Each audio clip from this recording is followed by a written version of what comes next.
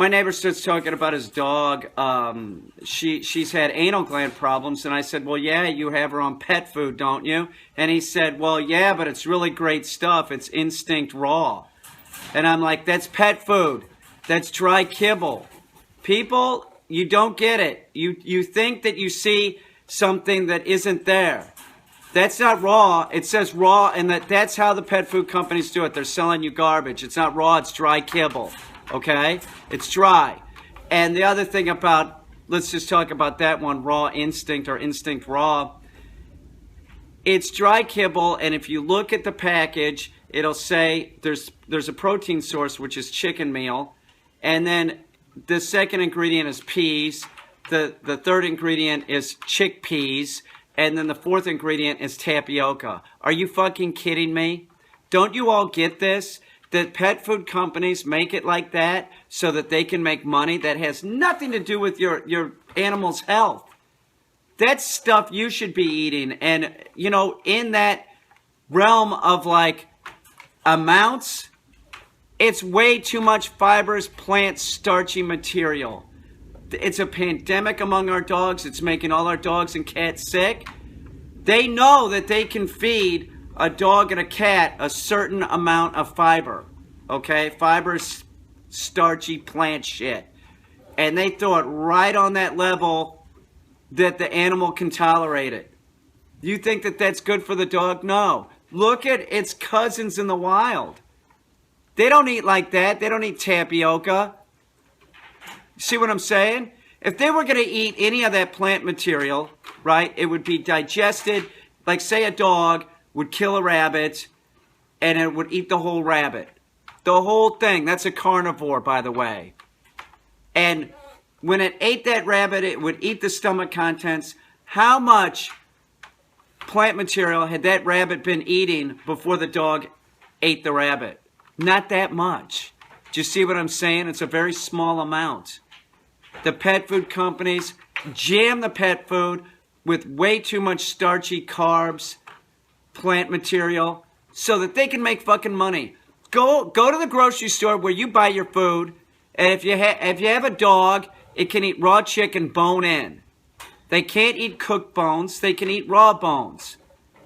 Give them that as their base. And if you have a cat, my cat likes beef.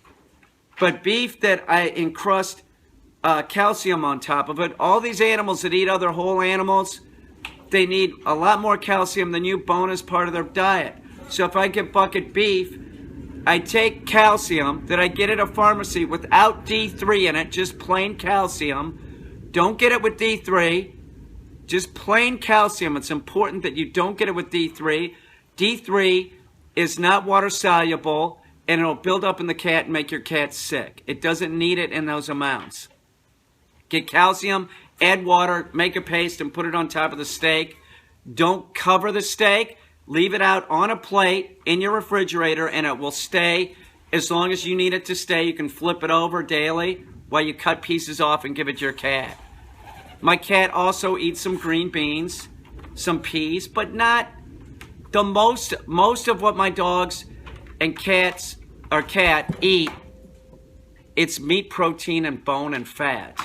And then there's some fibrous plant material that I add in, but it's not in the amount that they have in pet food. They're making our animals sick. Don't feed your dog pet food. Don't feed your cat pet food. Buy human grade everything. Do your research about raw diet and switch your animal ASAP. There is no transition to do this. You stop giving them the pet food and start giving them the raw diet.